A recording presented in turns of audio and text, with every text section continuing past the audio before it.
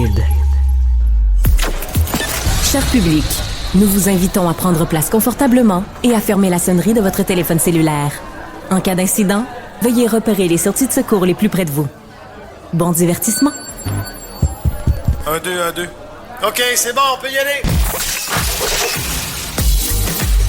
Sophie Durocher. Elle met en scène les arts, la culture et la société. Une représentation pas comme les autres. Sophie Durocher.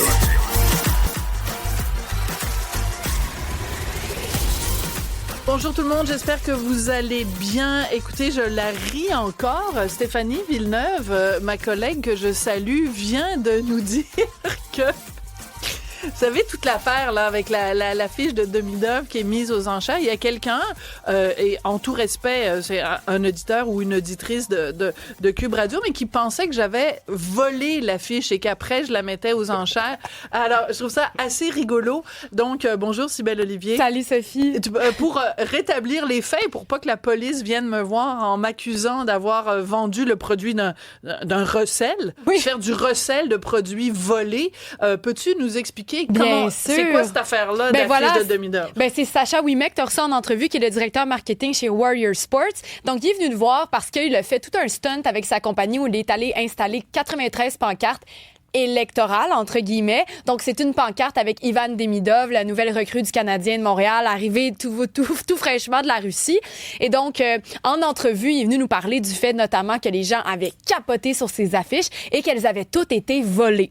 Donc là, il t'en a apporté une après cette entrevue-là et tu t'es dit, plutôt que de la donner à Cybèle, parce que Cybèle on le voulait à chaque fois. Hein? Ben oui, on le rappelle Cybèle à chaque fois. Finalement, on était pognés pour faire une bonne cause, puis une bonne action. Ben parce que te le donner à toi, ça aurait pas été une œuvre de charité, comprends-tu? Pas en tout, parce que on va vous le dire où on en est rendu si vous nous suivez depuis la semaine dernière. Alors, Sophie a eu la bonne idée de mettre à l'enchère donc 7 pancartes pour récolter des fonds pour l'organisme Procure, qui aide donc à récolter des fonds et à faire de la recherche pour les hommes qui ont le cancer de la prostate ou toute autre personne qui ont des prostates. Pour toi, Sophie, celle-là. Alors, finalement, on a décidé qu'on allait la mettre aux enchères. Et là, vous êtes fous, vous nous envoyez vos offres depuis plusieurs jours. Et là, aujourd'hui, on est rendu à 4 000 $. Voilà. Donc, une énorme. offre sérieuse qui a été déposée. Alors, il vous reste encore du temps si vous voulez offrir quelque chose plus haut que 4 000 $. Vous pouvez m'écrire. À la station, on reçoit toutes vos offres. Donc, par texto, 1-877-827-2346 ou par courriel au studio@cube.radio. Mais dès que vous allez contacter Cube, là, d'une manière ou d'une autre, on va l'avoir, votre offre, et on va la prendre en considération. J'ai rien à rajouter. Qu'elle soit en avant ou en arrière-scène, Sophie Durocher reste toujours Sophie Durocher. Alors, vous les avez entendus rire quand on parlait de l'affiche de Demidov et je pense qu'ils trouvent tous les deux que c'est une bonne idée. Il y a le papa à ma gauche, Daniel Grenier. Bonjour, Daniel. Bonjour. Et à ma droite, c'est le fils Édouard Tremblay-Grenier. Bonjour, Édouard. Bonjour. Alors, comment ça va, vous, les garçons? Ça va très bien, puis bravo pour cette initiative-là de vendre la pancarte. C'est génial. Ben, merci beaucoup d'avoir fait monter les enchères jusqu'à 4 500. Ouais. Je te remercie, Daniel. encore, on est capable. Montez. Non, je mettrai jamais de pression sur mes invités, mais merci pour la bonne cause. Donc, la raison pour laquelle on vous reçoit aujourd'hui tous les deux, c'est que il y a un de nos collègues au Journal de Montréal, Journal de Québec, qui a écrit un texte sur votre voyage à Hong Kong. Alors, je pourrais, moi, le raconter, mais je préfère que... Tiens, on va commencer avec toi, Édouard. Commence donc à nous raconter comment ça se fait que ton père, qui a participé à un podcast de Mike Ward, comment ça se fait qu'à un moment donné, vous êtes retrouvés à Hong Kong? Ben, en fait, je pense que Mike Ward, il aime ça, faire plaisir aux gens. Puis il y a quelqu'un qui a juste lancé une idée dans un podcast qui a fait « Hey, Mike, t'es-tu game de payer un voyage à Dan pour qu'il aille s'acheter des bébelles à Hong Kong? » Puis il a dit oui. Fait que demandez, vous recevez. Oui. Exact. Puis un an après, on est dans un avion direction Hong Kong pendant 21 heures de vol. C'est complètement fou. Alors pourquoi cette idée-là est venue? Pourquoi? Parce que toi, t'es reconnu comme étant Monsieur Bébel, Monsieur Jouet avec des affaires. Ben oui, mais tu sais, Daniel Bébel Grenier. Bébel Grenier. Je voulais pas dire ça comme ça. Mais on peut dire aussi Daniel Chicken Swell. Oui. Chicken Swell Grenier, évidemment. Exact. Tout le monde se souvient de ça. Mais donc, pourquoi t'es associé comme ça à des jouets puis des bébelles? Ben, parce que... parce que j'aime les Des bébelles. bébelles cheap faites en Chine, là. Exact. Mais j'aime ça parce que j'aime ça, mettons, dans mes spectacles, j'utilise beaucoup Ouais. des objets pour faire rire les gens ou pour modifier l'objet, pour l'emmener ailleurs, pour que ça soit drôle. Puis, il y a quelqu'un, quand j'avais fait le podcast à Val-d'Or, quelqu'un dans la salle, il a dit, toi, Mike, serais-tu game de payer un voyage à Dan pour qu'il aille s'acheter des gogos bizarres en Chine? Puis Mike a fait oui. Fait que j'ai fait, OK, moi y aller. Puis- Moi, je trouve toute cette histoire-là absolument hilarante. Ta fascination pour les objets, le fait que ce soit une idée qui soit issue du public, parce qu'un Oui. podcast, c'est ça aussi, c'est quelque chose qui est vraiment en bras de chemise, tout le monde est là, les gens interviennent, le public, puis tout ça, et que ça mène à ça, et que Mike embarque, parce qu'il est bon pour embarquer, et que aussi que ce soit une histoire père-fils. C'est ça que je trouve absolument charmant, c'est que c'est pas juste Dan Grenier qui s'en va acheter des bébelles en Chine, c'est que toi, tu y sois allé, et toi, t'as servi un petit peu d'aide morale à ton père, t'as servi de caméraman, et t'as servi aussi de testeur. Oui. OK? J'ai Alors- testé une couple d'affaires à manger. Une couple d'affaires. Alors, pour expliquer à tout le monde, donc, vous avez fait une vidéo, ce que toi, t'appelles un documentaire. Genre, C'est c'est ça. Michael Moore. Ben, je trouve ça un peu péteux, là. tu sais. Ben, je sais pas. Moi, je sais C'est pas dans comment le ça sens- s'appelle. Ben non, ben, une vidéo. Ah, ben, bonne, hein? Ben oui. Ben non. C'est une vidéo, une docu-vidéo? Bravo, Ça se j'adore. pourrait-tu? On va Hey, donc. c'est un beau mix. Ah ouais, Top c'est là, docu-vidéo. docu-vidéo. All right. Bravo. Alors, on va regarder quelques images. Pendant qu'on se parle, je vais demander à mon collègue de faire jouer des images, mais plus tard, on va écouter un extrait. Donc, d'abord, ça a mal commencé. Je vais me tourner vers toi, Dan, parce que, donc, 21 heures de vol, c'est dur sur le système. Et quand t'es parti, t'étais malade déjà même avant de partir. Ça va pas Exact. bien. Ça allait pas bien, gastro, ça sortait de toutes les bouts. Merci. Puis quand je suis allé à l'aéroport avec Édouard, on est arrivé, puis j'ai la carte Odyssée Desjardins pour pouvoir avoir accès au buffet, puis le lounge, puis je suis allé, puis c'est ça, ça a sorti du haut devant des gens en cravate qui s'occupaient du lounge Desjardins, mais j'étais tellement gêné. Puis ça sortait pas à peu près, là, comme les chutes Niagara, là, mais ça sortait. Puis je... Puis eux autres, ils me regardaient avec les habits cravates. Ah, ça Il se avait pas de demandait ce sens. qu'il devait faire. Je pense pas que Desjardins a envie de te commanditer, pour parler de leur lounge. Donc, vous partez.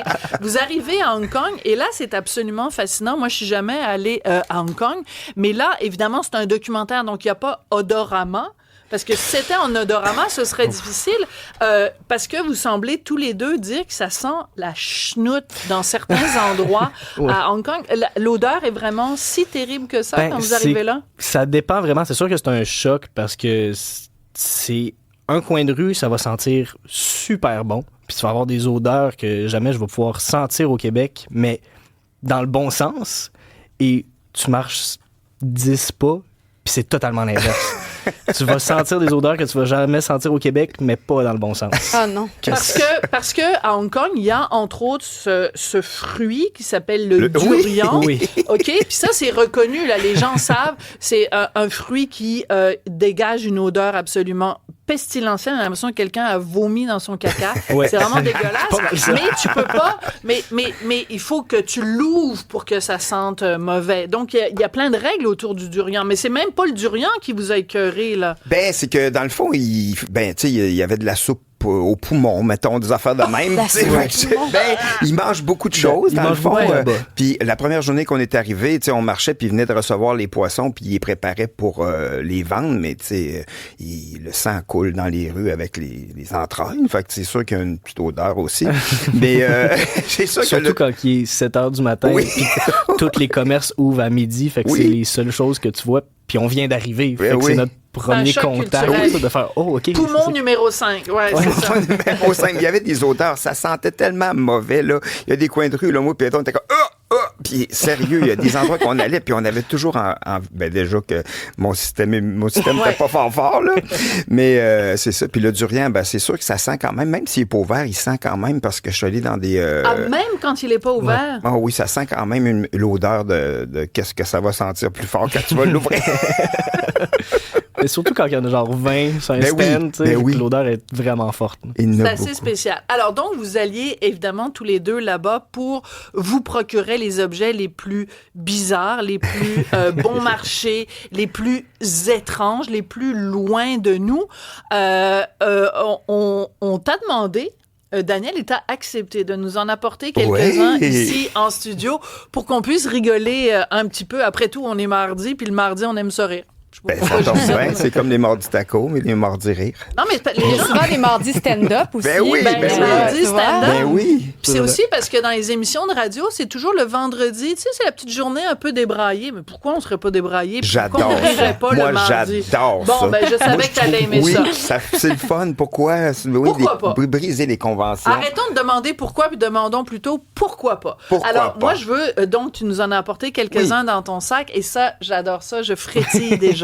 Mais là, tu les as vus quand même dans le documentaire. Tu m'as demandé, parce que j'en ai d'autres chez nous. Parce que tantôt... Oui, mais c'est parce que je peux les toucher, là. C'est ça la différence. Chez nous aussi, tu pourrais les toucher. J'en ai beaucoup, là. Oui, mais pas en regardant la vidéo. Non, c'est pas la même chose. Mais en tout cas, une petite parenthèse, c'est que ces temps-ci, ma mère est rentrée en RPA, puis il faut que je vide sa maison. Mais je pensais à Édouard quand il va falloir qu'il vide ma maison, ça va être atroce. J'ai tellement de poupées et de jouets. Mais bon, tu vas dis ça en sortant un hamburger téléguidé. OK. Alors ça, je capote. Oui. Alors, OK. Alors, ça un hamburger téléguidé, mais qu'est-ce que tu téléguides? C'est ça que je comprends pas. Le burger! Oui, mais quoi, qu'est-ce qu'il fait quand tu le téléguides? Attends un peu, je vais te montrer ça. Même moi, je l'ai pas vu.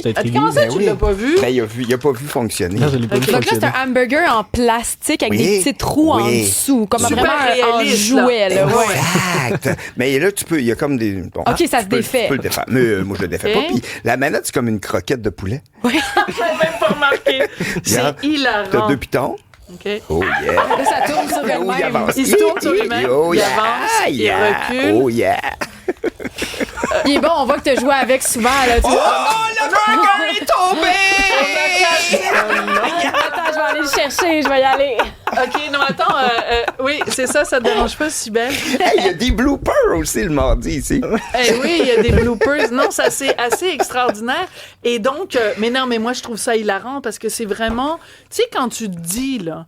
Tu sais que tu dis l'être humain, il peut inventer, mettons, une cure pour le cancer. Il peut envoyer l'homme sur la Lune. Là-dessus plutôt que la cure. Il y a des génies, il y a des génies, tu sais, des ingénieurs, des gens qui ont conçu un hamburger téléguidé. Tu te dis vraiment, là? Exact, moi aussi, je suis T'es à la même sérieux? place. Puis, Oui. mais il y a quelqu'un qui a accepté aussi. En fait, hey, pourquoi qu'on fait pas un hot dog? Non, le burger, c'est bien meilleur. Mais il y a surtout toi qui les achètes. Mais oui, il y a ça Merci, aussi. Édouard.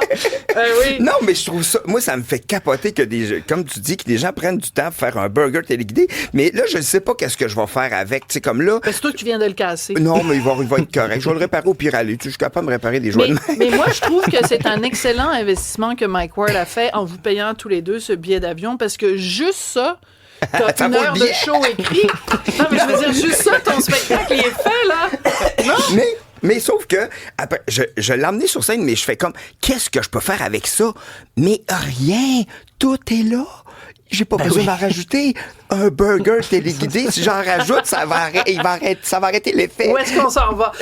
Alors donc, vous êtes allé là-bas, vous avez acheté toutes sortes de cochonneries. Non, en tout cas, je vais te le montrer tantôt. OK, mais non, mais montre-le-moi là tout de suite, là, parce que là, on est en train de déborder dans l'émission, mais c'est pas grave.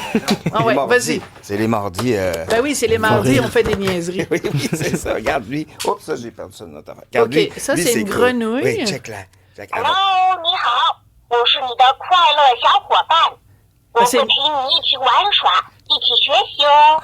OK, ça, c'est la grenouille. Elle dit bonjour. Attends un peu. Elle dit bonjour au début. Ni hao, c'est bonjour en chinois. OK, là, elle avance. OK, c'est n'importe quoi. Mais elle fait peur. Oh, arrête, C'est vrai que ça fait Hey, mais les enfants qui viennent jouer chez vous doivent passer des moments fabuleux. Oui. OK. À jouer avec vous, avec les jouets. Moi, j'ai eu du fun C'est quand là, j'étais enfant. c'est à ce moment-ci que les gens se disent « Hein? Il me semblait que j'étais à Radio-Canada. Non, vous n'êtes pas à Radio-Canada. Vous êtes à Cube Radio. Écoute, moi, j'adore ça. Alors, donc, vous allez là-bas. Toi, évidemment, t'achètes des cochonneries, mais vous en Des profitez. œuvres d'art. Et des œuvres d'art. Mais vous en profitez aussi pour déguster un certain nombre de gastronomie locale. Et là, je veux juste qu'on écoute un petit extrait de Édouard qui a fait toute une symphonie musicale après avoir mangé quelque chose. On écoute ça. La confiture de flux. La confiture de flux. Non, ça va. Ben non.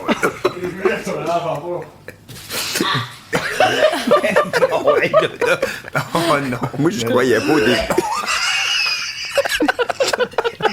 Ça me fait encore rire.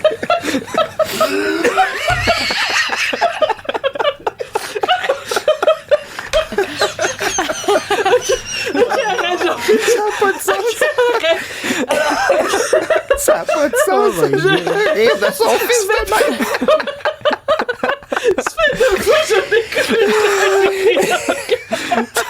Moi aussi, à chaque fois, je encore. Pauvre Édouard. Mais qu'est-ce que tu mangeais? C'était quoi? Bonne question, merci, C'est Simon. un genre de chausson aux pommes, mais au mochi et au matcha. OK. Mais faut savoir deux choses. C'est que c'était la première journée que je commençais vraiment à pas filer. Ah oui. Puis j'avais déjà mangé un hamburger avant, que j'avais le cœur déjà dans la gorge. Puis là, je fais, OK, bon, je vais goûter ça, ça va être drôle. Puis là, Oui, mais t'aimes pas le matcha. j'aime en pas le plus. matcha. Mais- En m'en venant, je fais, c'est vrai, j'aime pas le matcha. Ça va être dégueulasse. Puis finalement, j'ai croqué une fois. C'est pas bon. Ça va être une bonne vidéo si je recroque une deuxième fois. Effectivement, C'est une bonne vidéo, mais pas de la bonne manière que je pensais. Mais c'est Oh parce my que God. moi, ce qui me fait... Il y a deux choses qui me font rire là-dedans. Trois choses. La première, c'est que t'aimes pas le matcha, mais t'achètes quand même un chausson au matcha. La deuxième, c'est ton père qui rit de toi. Au lieu d'aller le réconforter. Au lieu d'aller le réconforter. Et le fait que tu continues à le manger alors que ça goûte la chenoute. Mais c'est aussi ce qui me fait rire, c'est le descriptif que tu fais en disant, au début, tu dis c'est comme du vomi. Puis après ça, parce qu'il y a comme une espèce de truc C'est vert qui la sort de ça. confiture de Oui. flux. Comment quelqu'un peut trouver ça délicieux de manger ça? C'est là qu'on voit la différence de culture quand même, d'un pays à l'autre. En fait, Et ça vient de chez McDo, on a oublié de le dire. Oui, ça vient de chez McDo, mais c'est surtout que si t'aimes le matcha, c'est sûr que tu vas aimer ça. C'est juste que moi, j'aime pas le goût du matcha de base. Fait que c'est vraiment là mon erreur. Ah mon Dieu, Parce que je excuse-moi, suis mais sûr c'est qu'il y a plein de monde qui triperait de manger ça. Pas moi. Pas moi. Alors, Preuve à l'appui. Preuve à l'appui. alors, je trouve ça absolument charmant. Puis la raison pour laquelle je voulais aussi que vous veniez tous les deux, c'est qu'évidemment, ce voyage-là, vous l'avez fait à deux. Donc, toi, évidemment, ça va alimenter tes spectacles. Ah oui. Et aussi parce que à la toute fin de la vidéo, tu dis, bon, mais il me reste juste quelques instants ou je sais pas quoi. Puis tu dis, mon fils, il va sortir un album bientôt. Regarde, les gens aiment ça. Ils t'envoient des petits cœurs, merci, Daniel. mes amis. Je pense qu'on a Merci. beaucoup fait rire tout le monde. C'est Jasmin de Repentigny. On le salue. Merci. Salut, Jasmin. Salut, tu le connais? Ben non, mais Maintenant, oui. il vient de Repentigny. Mais en tout maintenant, cas. c'est ton meilleur ami. Et donc, oui, Ilan, tu voulais me dire quelque chose? Non? Oui, Ilan voulait me parler. Hey, il me reste 4 minutes. Ben oui, merci beaucoup. Merci, Ilan. Et donc à la fin de ta vidéo, Daniel, tu dis, mon fils, il sort un album bientôt. Malheureusement, c'est tout le temps qu'on avait Exact. pour parler. Là, je me suis dit, mais quel père ingrat! Ça a donc pas d'allure, cette affaire-là. Son fils se sacrifie, s'en va manger de la boîte Du matcha. à l'autre bout du monde pour faire mousser la carrière de son père, qui en a bien besoin ces temps-ci. Puis là, son Je l'utilise. père est même pas foutu de lui rendre hommage de la bonne façon. Alors, Édouard, je propose qu'on écoute un petit extrait de ton album qui s'en vient. merci. La chanson s'intitule Harry. Harry, ouais. Harry, on écoute ça.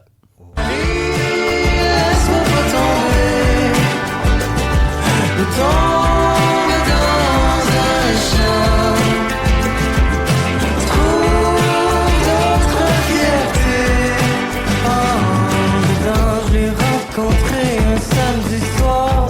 Après l'orage, un flash, un boum, mon bouquet d'or. Et son visage, trop loin, je me fais mal tout c'est vraiment meilleur qu'un chausson mochi. J'espère. Il y a un petit côté carquois, je trouve, Louis-Jean Cormier, les premières notes. C'est dans mes inspirations aussi pas mal. J'aime bien ce qu'il fait en solo autant qu'avec Carquois. Je suis fan fini. Moi, j'ai entendu quelques notes. Très bon, c'est le fun, j'ai hâte de découvrir. Excellent. Merci. Comment on fait pour se faire un nom de famille quand on est le fils de Daniel Bébel-Grenier? Ben, tu sais, mes deux parents sont dans le milieu artistique, puis ben, je suis fan d'eux autres, fait qu'on dirait que je me suis jamais posé la question. Je suis vraiment fan, tu sais. Ouais. Dans mes influences, ma mère aussi qui m'a rattremblé que je suis fan fini de sa musique, fait puis dans l'humour, je suis fan fini de mon père, fait que pour moi, se faire un nom, je sais pas, je fais ce que j'aime, puis j'espère que les gens vont comprendre, puis vont trouver leur manière de comprendre moi. De comprendre toi. Alors, tu sais que ta mère est venue, je l'ai interviewée plusieurs fois, ben, t'étais pas née, évidemment, au Chouette Sophie, et je pense même que c'est possible que j'ai déjà interviewé ta maman alors que tu étais dans sa petite bedaine. C'est possible, hein? Ça se peut. T'es née en quelle année? 2002.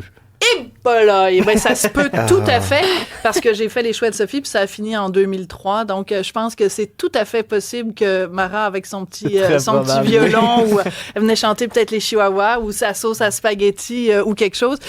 Mais écoute, merci beaucoup Édouard, c'est vraiment t'es hyper talentueux. Et est-ce que si Mike Ward paye un voyage à ton père pour aller je sais pas, dans un endroit exotique. Est-ce que tu vas le refaire? Est-ce que tu as aimé ça d'abord, faire ce voyage-là? J'aimerais tellement ça, là. Ça serait un autre rêve de pouvoir revoyager puis de pouvoir... Parce que, oui, pour moi, certes, tu sais, on dit c'est ingrat. T'as un enfant qui dit certes? Il a commencé ça dernièrement. Ouais, dernièrement. Non, mais t'as réussi quelque chose dans la vie. Je me suis mis à lire de la poésie, donc j'utilise le mot certes.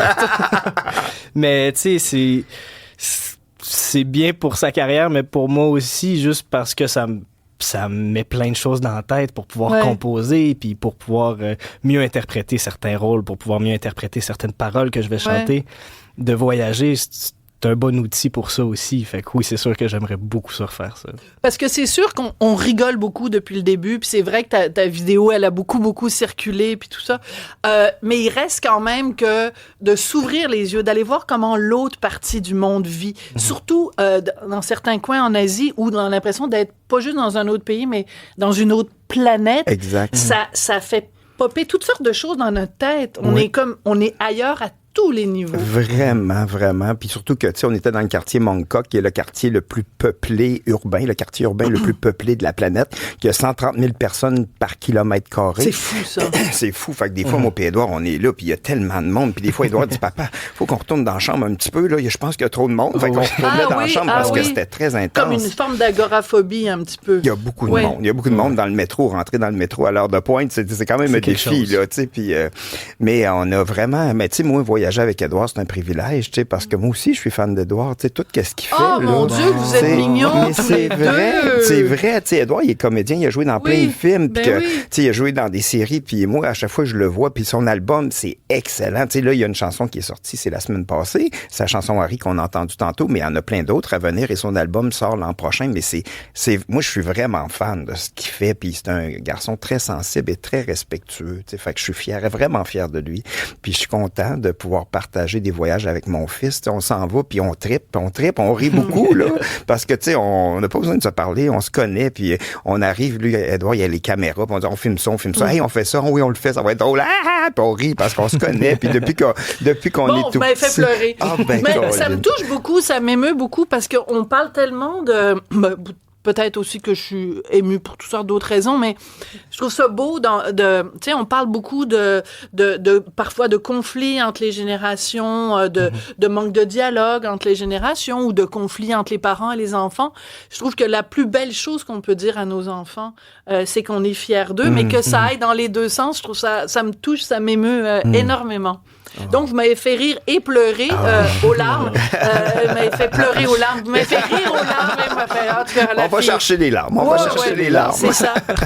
Édouard Tremblay-Grenier, ça a été un immense plaisir de te rencontrer. Je te prédis vraiment une super belle carrière. Merci C'est beaucoup. vraiment absolument super de te rencontrer. Merci. Avais-tu d'autres cochonneries à nous montrer, d'autres Vous bébelles? allez voir mes spectacles. Là, je suis en train de roder Ben oui, mon prochain c'est ça. spectacle qui sort en avril 2026. Puis là, je vais en avoir. J'ai des valises pleines. Déjà, je suis en rodage. Fait que j'ai du stock. Il y en a. Peut-être le hamburger sera pas là. Je le sais pas encore. Là, Mais surtout que tu l'as cassé aujourd'hui. Oui, là. c'est ça. Mais lui, il va être là parce que j'ai essayé une joke avec lui, ça mon Dieu. fonctionne. Mais bon, sinon, j'en retrouve plein ici sur Marketplace aussi. Là. Ah oui, sur oui, Marketplace. partout. C'est super. Merci beaucoup à vous deux. Merci Daniel, merci Sophie. Édouard. Merci Vous nous beaucoup. avez fait bien rire. Puis je pense qu'on va faire ça tous les mardis. Ça va être mardi. Oui. Mardi du rire. Mardi, on rit. J'aime ça. J'adore. Ben oui. J'adore ça. Merci. Vendu. Moi, je le fais à tous les jours, mais si c'est le mardi, on peut le faire. Ça va être le mardi. Le mardi. Merci à vous deux. Merci. Sophie Durocher. Un savoureux mélange artistique de culture et d'information. Est-ce qu'une chronique d'un chroniqueur dans un journal peut vous faire complètement changer d'avis? Ben oui, je l'espère, parce que sinon, j'écrirais pas des chroniques dans le journal. Mais ça m'est arrivé récemment avec une chronique du Devoir. Je vous explique, j'avais vraiment l'intention pendant cette longue fin de semaine d'aller voter par anticipation.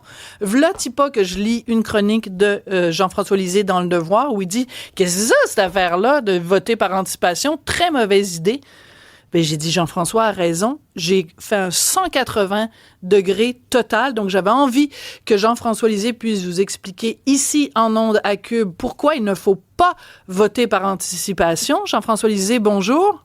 Bonjour, Sophie. Écoute, vraiment, je te jure, mon idée était faite. J'ai lu ta chronique qui s'intitule « Partir avant la fin » et j'ai complètement changé d'avis. En résumé, pourquoi tu penses que voter par anticipation, c'est une absurdité et surtout une impolitesse? Je comprends que les gens s'y rendent en si grand nombre. Et là, on a eu les chiffres aujourd'hui. En fin de semaine, 7 millions de personnes sont allées voter par anticipation. C'est davantage que la fois précédente, qui était 5 millions, qui est davantage que la fois précédente et que la fois précédente. Écoutez, les gens disent, l'État m'encourage à voter par anticipation. Les partis politiques m'encouragent à le faire. Et alors, pourquoi ne pas le faire? Et en plus, il est possible au fédéral de voter dès le début de la campagne électorale. On n'a pas besoin de savoir quoi que ce soit. Ton idée est faite. Tu y vas. Il y a 1 demi-million de Canadiens qui ont voté dans les premiers jours de la campagne électorale. Alors, je ne les blâme pas eux, je blâme l'État d'envoyer le signal aux électeurs de dire, vous savez, la campagne électorale, c'est pas vraiment important. Ce que les partis vont dire, comment ils vont chiffrer leur engagement, la conversation que vous pouvez avoir, les débats des chefs, écoutez pas ça. Vous pouvez voter avant. Puis la conversation que vous pouvez avoir avec vos amis, vos collègues de travail, votre famille, c'est pas important. Le choc des idées. Ne vous ouvrez pas l'esprit à un changement possible. Suivez votre premier instinct, OK? Puisque, on vous le dit, nous, l'État, on organise des élections, puis on trouve que la campagne est tellement pas importante qu'on vous organise la capacité de voter. Alors, pour moi, c'est une insulte au processus démocratique lui-même. Une élection, je te dis, moi, je suis un intégriste de la démocratie. Hein? Mais je comprends. Et je trouve ça très intéressant et c'est important que tu le sois parce que c'est là que tu m'as fait changer d'idée, Jean-François, et je te lève mon chapeau parce que c'est vrai que c'est comme si on organisait un party, puis toi, le parallèle que tu fais, c'est avec un mariage et que quelqu'un part avant la fin, comme si quelqu'un disait, l'échange de vœux, c'est pas important, je vais partir avant qu'ils se disent oui.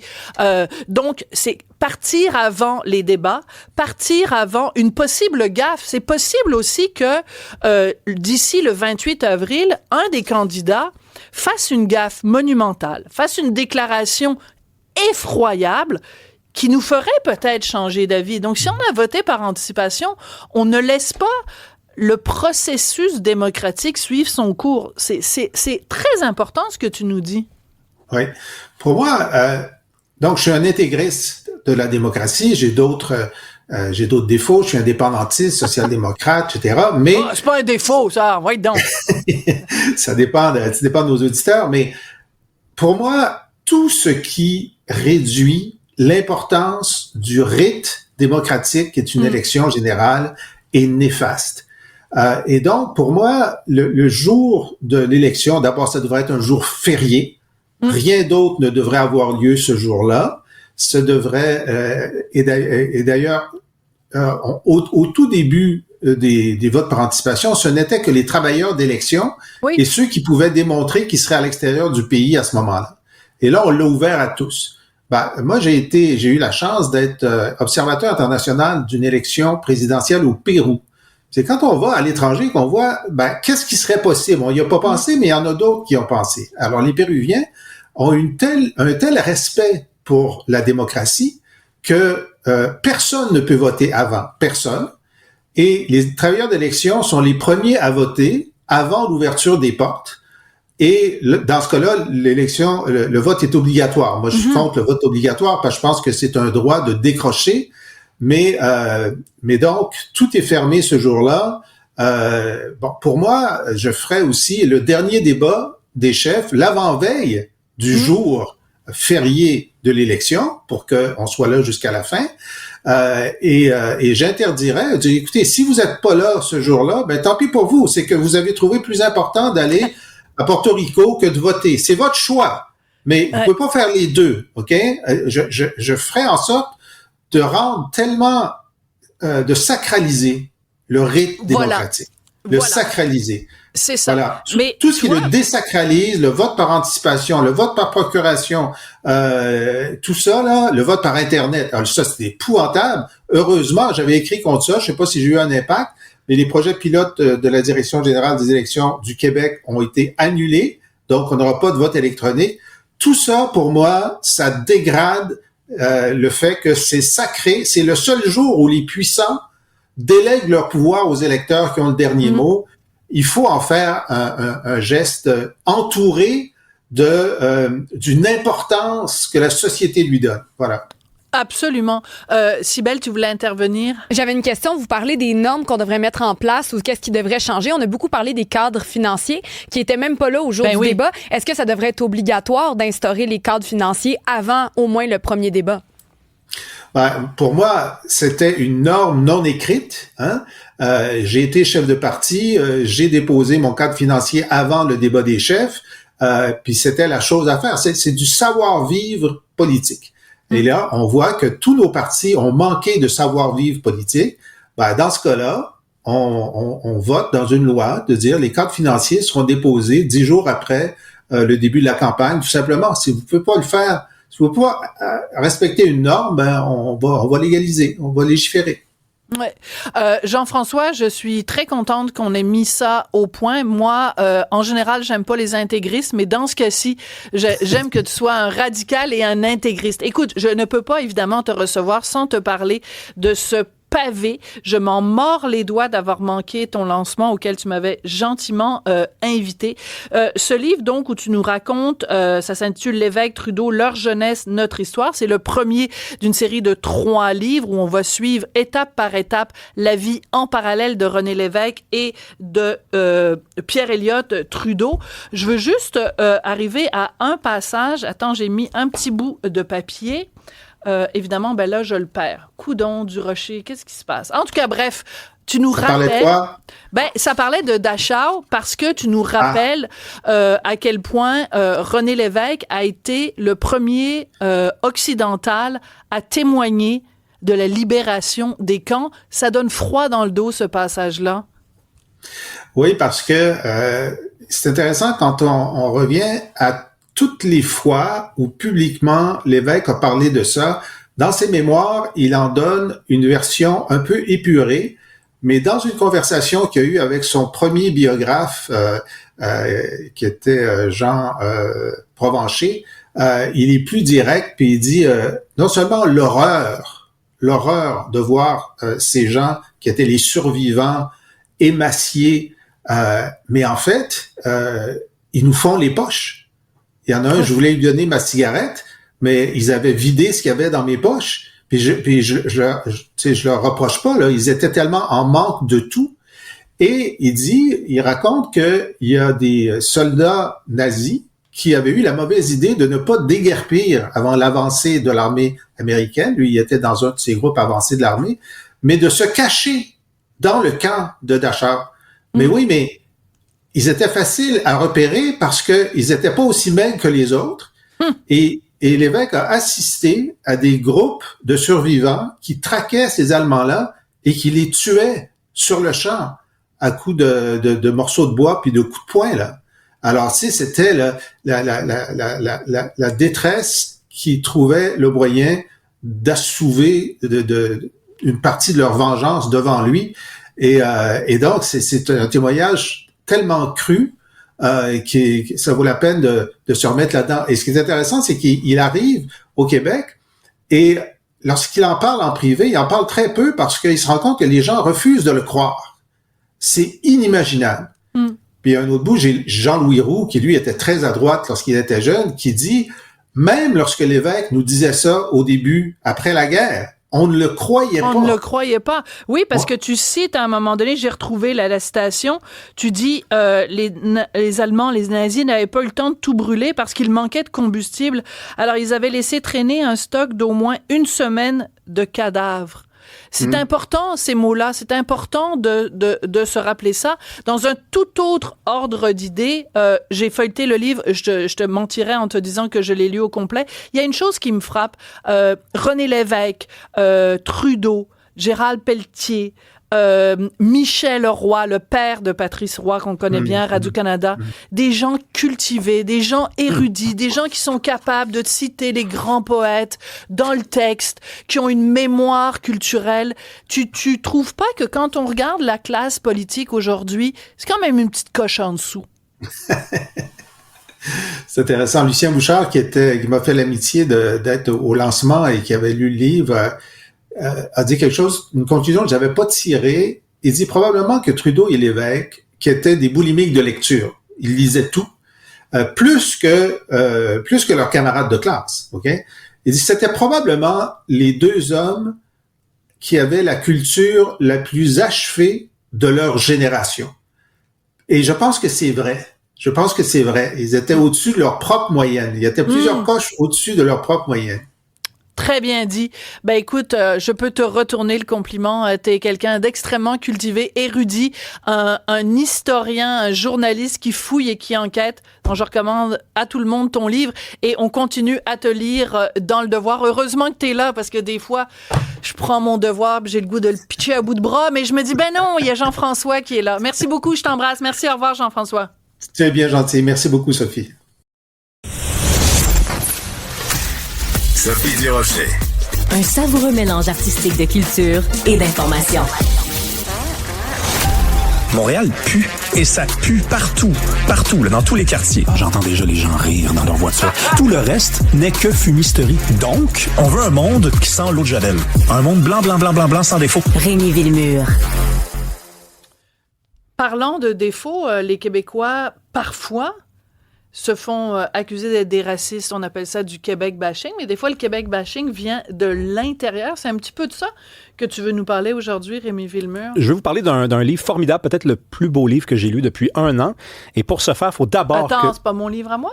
J'ai dit peut-être le plus beau livre. Okay. Oui. Non, je te niaise. Vas-y. Je le sais bien. Oui. Dans presque 1 mois, ça va faire 5 ans déjà l'affaire George Floyd. Oui. D'accord? Rappelons aux gens qui ne s'en souviennent plus. C'est un Américain noir à Minneapolis, au Minnesota, aux États-Unis. Vous allez voir pourquoi je précise où c'est, qui mourait dans une intervention policière. Un policier qu'on peut dire, il l'a tué. Il a tué un homme noir comme ça lors d'une intervention. I can't breathe. Il n'arrivait pas à respirer. Le policier lui a mis le genou sur le cou. Et dans les semaines qui avaient suivi cette affaire-là, à peu près toutes les sociétés occidentales ont vu apparaître un grand nombre de réflexions, de débats entourant la façon dont on traite les minorités. Au Québec, on s'est posé des questions. On s'est dit, est-ce qu'il y a des cas de racisme? Est-ce que le passé du Québec, c'est le passé d'un peuple raciste? Je te parle de ça parce que 2 semaines après l'affaire George Floyd, et ça va nous mener au livre, il y avait eu une chronique un peu passée inaperçue dans Le Devoir, une chronique de Jean-François Nadeau qui s'appelait Le Château, et dans laquelle Jean-François Nadeau, qui est un historien de formation, nous racontait l'histoire, le récit d'un Américain médecin noir et de sa femme en 1945 qui, après avoir loué une chambre pour une longue durée au Château Frontenac, s'était vu refuser l'accès à la salle à manger. Et dans sa chronique, Nadeau... Refuser l'accès à la salle à manger parce qu'ils étaient noirs. Oui, donc parce une qu'ils forme étaient... de ségrégation qui aurait, je mets ça au conditionnel, eu lieu au Québec, et Nadeau en tire la conclusion que... Oui, donc il tirait la conclusion, et je le cite, qu'il y avait un système d'exclusion raciale informelle qui existait au Québec et que la souffrance et notre caractère victimaire là, dont on se targuait, en fait, c'était plutôt quelque chose qu'on était allé retirer, soutirer au peuple noir américain.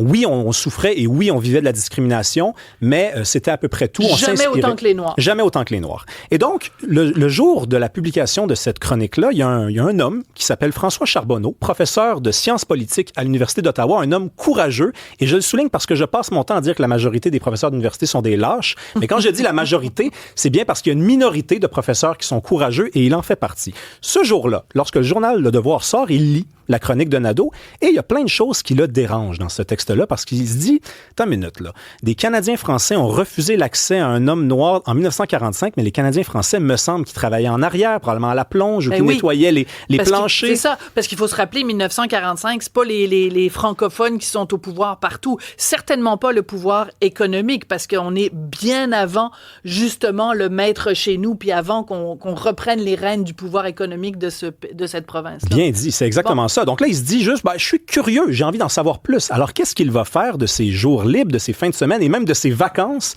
Il va voyager aux États-Unis. Il va dire à sa femme, on part pas en France cette année. Là, j'invente ça, mais on s'en va aux États-Unis. Parce qu'il dit dans le livre... Il fouille. Il s'en va dans les archives, dans les bibliothèques. Écoute, il part même à la recherche, et c'est passionnant comment c'est raconté dans ce livre-là, de l'autobiographie non publiée de M. Cannon. Ce médecin-là... Le monsieur. Ouais, M. Cannon, qui est un militant pour les droits civiques. C'est cet homme-là qui vu refuser l'accès à la salle à manger. Il a publié... En fait, il a écrit une autobiographie qui n'a pas été publiée. Et François Charbonneau part à la recherche de ce manuscrit-là pour découvrir quoi? Eh bien, pour découvrir, premièrement, et là, ça va défiler, que c'est un Anglais qui a donné l'ordre au couple de ne pas entrer dans la salle à manger, que le motif était... Donc, fake news numéro 1. Fake news numéro 1. Fake news numéro 2, en fait, le motif, c'était pas les Canadiens français ne veulent pas voir de noirs dans une salle à manger, c'était des clients américains du Château Frontenac sont indignés de devoir partager une pièce avec des noirs, donc... Parce que à ce moment-là, aux États-Unis, on exerce une ségrégation raciale qui n'existe pas à ce moment-là au Québec. Fake news numéro 2. Oui, c'est pour ça d'ailleurs qu'il parle d'un système d'exclusion informel. Il cherche absolument un coupable et un mot qui veut dire à peu près rien, donc il dit pas système de racisme, il dit système informel. Fake news numéro 3, en fait là, n'appelons plus ça des fake news, mais découverte plutôt de François Charbonneau, c'est un avocat canadien-français qui va défendre les Canons. Édouard Laliberté, ça ne s'invente pas, c'est son nom de famille, Laliberté. Le Château Frontenac, c'est pas une compagnie canadienne-française, ça appartient à une compagnie américaine et c'est un manager de salle à manger qui prend la décision parce que des clients américains ne veulent pas voir un noir là. Ce qu'on apprend aussi via les archives de Cannon, c'est que tous les journaux canadiens-français parlent de cette nouvelle-là, dénoncent la nouvelle, prennent la défense de M. Cannon. De Cannon et le peuple canadien-français, aujourd'hui appelé québécois, dans les rues parce que Cannon va prolonger son séjour, parce qu'il va porter plainte et on va lui demander de rester pour témoigner. Quand ils vont croiser Cannon, ils vont l'inviter à manger, l'inviter à la maison, le remercier, l'encourager, lui taper dans le dos, lui sourire. Et Cannon va dire, l'hôtel était anglais, tout le reste était français, en parlant de Québec. Est-ce que tu peux nous lire un petit extrait de ce livre et je sens qu'on va tous capoter? Alors, ça, c'est une lettre ouverte. D'ailleurs, je souligne qu'elle a été publiée dans Le Devoir. Donc, Jean-François Nadeau n'en tient pas compte et c'est un choix personnel probablement parce qu'il a accès aux archives du Devoir. C'est comme ça qu'il travaille. Ça a été publié dans Le Devoir, ceci. Ce que je vais vous lire. En 1945. En 1945. Donc, Cannon écrit « La population française de Québec a voulu nous faire savoir que nous étions bienvenus dans leur ville et que les préjugés de race ne dépendent pas d'eux, mais sont le fait d'étrangers. Ces lettres, appels téléphoniques, visites de particuliers, invitations à visiter les points intéressants de la ville, les repas auxquels nous fûmes conviés, les paroles amicales des commerçants, chauffeurs de taxi, instituteurs, avocats, médecins furent toutes réconfortantes. Madame Cannon et moi voulons exprimer nos remerciements à tous ces aimables habitants de Québec, dans les cœurs desquels vit le réel esprit de démocratie.